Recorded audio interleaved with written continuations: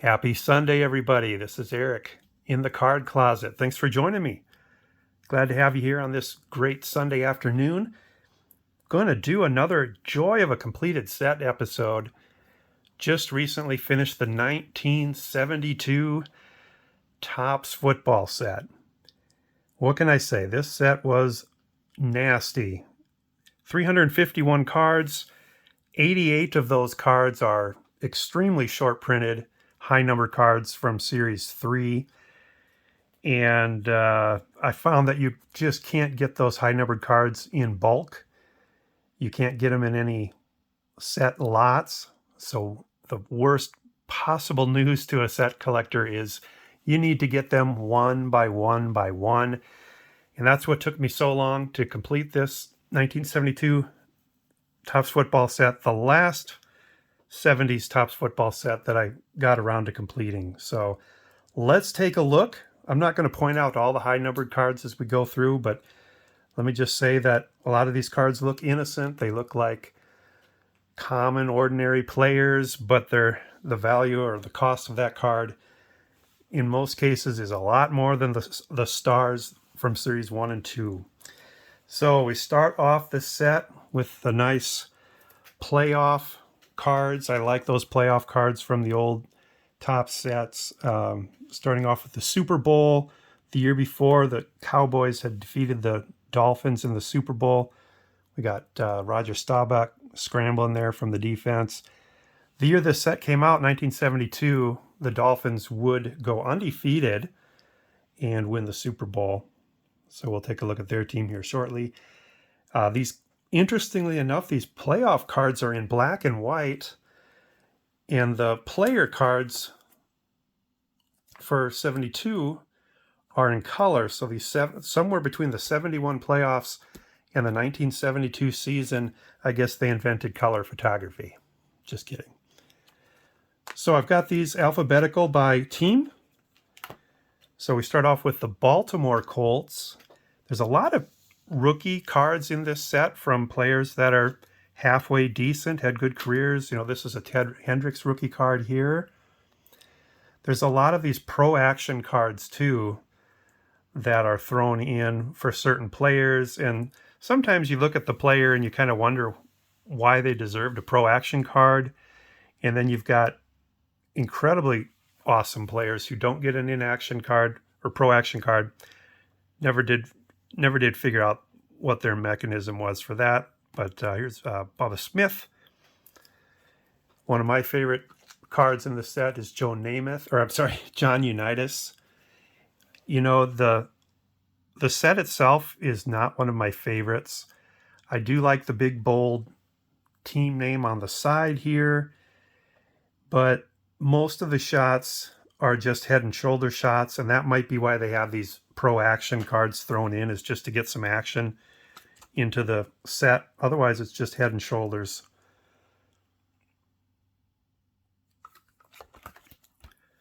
Buffalo Bills, Cincinnati Bengals. Nobody really worth mentioning. If you're a little older like me, you probably remember Bob Trumpy. Used to announce a lot of football games. Here's Fair Hooker.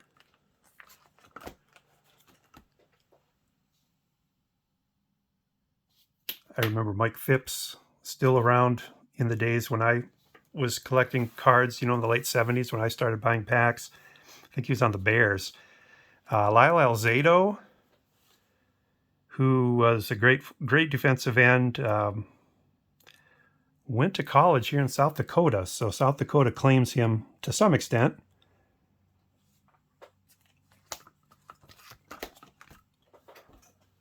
The old Houston Oilers. I'd like to be Ken Houston and play for the Houston Oilers. This is Charlie Joyner's rookie card. Young face there of Charlie Joyner. People my age, we remember him on the Chargers, being 1,000-yard, one of the best receivers in the league. His numbers were a lot more modest pre-1978, before the Mel Blount rule was put into effect. Here's Dan Pastorini. Came close a couple times against the Steelers.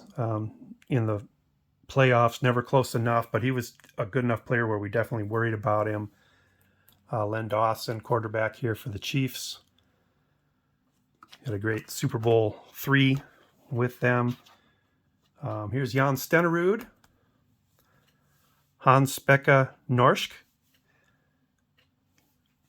I am teaching myself Norwegian, and Jan Stenerud is from Norway, so I said he speaks Norwegian. Otis Taylor card, probably one of the earliest cards I had in this set.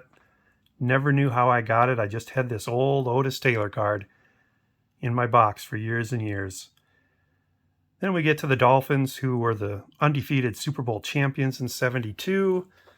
We got a nice card there of Larry Zonka with his in-action card there. Nice Bob Griese. It's a little off-centered. And Griese, his in-action shot is standing under center. Earl Morrall, probably the best backup quarterback of all time. More Dolphins. Paul Warfield. Jim Langer did not get a card in this set, even though he was an active player at that time. Garo Yepremian, the kicker. Then the New England Patriots. Jim Plunkett. If you remember Jim Plunkett on the Raiders, this is his rookie card. On the Patriots, I love this. Randy Vataha. Look at this art card here. Thrown in the middle of the set. Then we get to the Jets. We've got Mr. Joe Namath. And we've got the Joe Namath Pro Action card. That Pro Action card of Namath is the second most valuable card in the set. And that's because it's a high number, and it's, one of the bigger name players. He's one of the biggest name players in the high numbered run there. This is also John Riggins' rookie card back when he was on the Jets. He's got a nice action card here as well. Looks like they're playing the Baltimore Colts. Then the Raiders. Every 70s set, the Raiders just have an awesome team. Just tons of great talent. This is George Blanda's last card, I believe. He might have had a record breaker card in the 76 set. No, there's more Blanda cards. I take that back. He's got a few more after 72. Here's a action card of Blanda kicking. Daryl LaMonica, quarterback before Ken Stabler. A good quarterback in his own right. Got some nice all-time greats on this page here. Gene Upshaw. Terry Bradshaw's card here. This is the 5th most valuable card in the set. Going by just book value when I say that. Got a Joe Green. L.C. Greenwood. You got to love this action shot of L.C. Greenwood here. It's him laying on top of Larry Zonka after making a tackle. But look at the field. Palm trees back here. You almost feel like you can maybe see that might be ocean. I'm sure it's sky. But, where were they playing that game where there was no stands behind the end zone there? Then you get into the Steelers. More Steelers. Andy Russell, great linebacker he went into the Super Bowl years, but he was good way before the Super Bowl years. San Diego Chargers. I've always been a quarterback fan. There's John Hadle. Deacon Jones.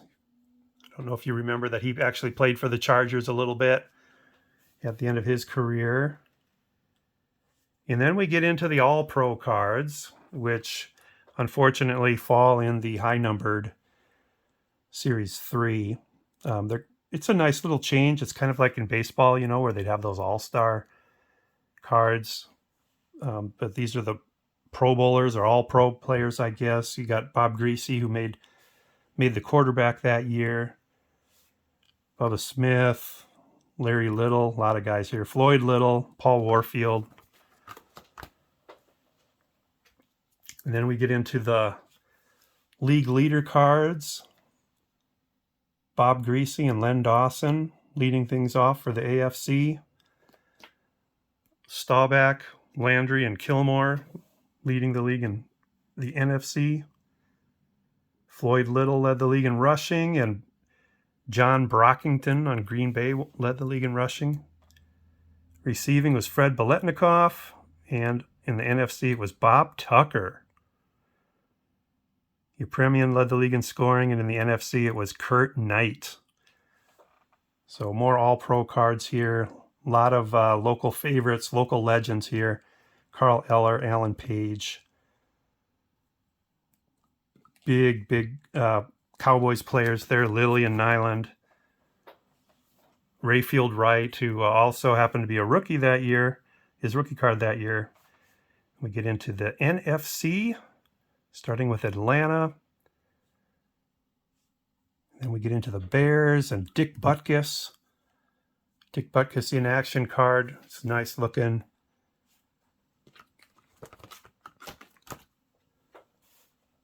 More Bears. One of my favorite cards here. Gale Sayers, the legend. When I was a little kid, he was talked about as, one of the top 3 or 4 running backs of all time. And he had a very short career, unfortunately, getting hurt. And then the Cowboys, they've always got monster lineups in the 70s sets too. Lance Allworth came over to the Cowboys there. Bob Hayes. John Nyland's rookie card. Here's the most expensive card in the set right here. Roger Staubach's rookie card. Now, he won the Heisman Trophy at Navy many years before this, and it took him this long after putting in his time in the service and not getting a card his first couple years. But finally in 72, Staubach gets a rookie card. Love that card. And he also gets a pro action card here, which is really cool. Move this down a little bit. Rayfield Wright's rookie card right there. That is the 4th most expensive card in the set. Then we get into the Lions. The Lions, 60s and 70s, had some of the best defensive backs of all time. A couple of them are in this set. Lem Barney and Dick LeBeau, the longtime defensive coach for the Steelers. Hall of Famer as a player in his own right. Here come the 72 Packers. And I've got a Lions card out of place here. Yep, I need to switch those two around. So I got a Lions and a Packers card flip-flop there. I'll take care of that. None of those big 70s names were around anymore at this point. Los Angeles Rams, Merlin Olsen, great tackle, defensive tackle. Then we get into, I've got another Packers. Did it again. I've got Rams and Packers flip-flopped. Looks like I'm flip-flopping a couple of those last position on the page. I love this Lance Retzel card here because he looks like he's just came out of the movie The Spinal Tap. That hairdo. Look at that. It's awesome. Minnesota Vikings. Big team around here, like I've said before. Carl Eller. And we got Jim Marshall, who ran the ball the wrong way for a touchdown for the other team. Well, it was a safety. Alan Page. Fran Tarkenton. Back on the Vikings here after several cards on the New York Giants previously. Ron Yeary was a good player. Then come the Saints. And another big rookie card. Archie Manning, right here. Not in the top 5 for value. I only looked up the top 5. But Archie Manning, rookie, big card. Nice card. Like I said, I wish there was more action overall in these cards and the pictures. This is kind of, pretend you're catching the ball. Pretend it was thrown to you. Those kind of action shots I always think are kind of goofy looking. But they give character to the set, that's for sure. Norm Snead. And there's Bob Tucker, who led the league in receiving that year. Here's Eagles kicker Tom Dempsey, who only had half a foot and for many, many years had the longest field goal of all time. We get into the Eagles, and then we get into the St. Louis Cardinals. Here's a young Jim Hart. I remember him as kind of being an old guy. Roger Worley got into the Hall of Fame not too many years ago. Here's John Brody for the 49ers. And he's got a nice action shot here too, taking the snap and going into his drop steps there. Doug Cunningham here sporting the Band-Aid. Look at that. And he also got a pro action card here. It's unknown whether he needed the Band-Aid because of that play or not. And then we get over to the 49ers second page. And a couple things you'll notice here. First of all, there's a card missing. It is the last card I needed to complete the set. So I've saved it. And then you'll also notice on the back of this card behind it, the letters RM. So probably half this set has RM written on it on the back. The guy I inherited this set from, those were the initials of his sons. And I think it's Ron and Mark were their names, they're still living. But when they moved out, they gave their cards all back to their dad. And when he passed away, his widow and children wanted me to have his collection. So I've got a lot of those cards. And these guys are enough older than me where they were collecting in the early 70s and putting their initials on their cards. But that's fine. I truly treasure them. And I'm just a set collector anyway. But here's the card. The last card in the set I needed. Steve Spurrier's rookie card. It's the third most valuable card in the set. High number. And look at his stats on the back there. Those are his punting statistics because he was their punter. He didn't get a lot of playing time because of John Brody being the starting quarterback there. But really happy to finally get this Spurrier card. Waited a long time. Been sitting on one card to go for a long time, wanting to finish out this set. Needed it to come to a certain price for me to be willing to get it, and it finally did. So there's Steve Spurrier. Can't put this in the slot, so I'll have to put some kind of little tag in there to note that he's located elsewhere with the slabs. And then we get to Washington here. We got Sonny Jorgensen, longtime player, had a lot of good passing seasons. Then we get to the checklists. And fortunately, my checklists are unmarked. So flipping over to the back page, you can see I've got the RM written on this one. RM. None of these, though. So I'm going to park it on this page here so we can put the Spurrier down. But overall, probably the most difficult top set I've put together. It's those high numbers. The price for the high numbers is way more than any other high number series in Topps football that I've run across. So it's nice to get those worked through finally.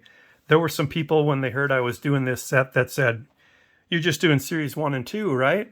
And I was like, no. If there's a series 3 and the cards are sequential after series 2, that's part of the set in my mind.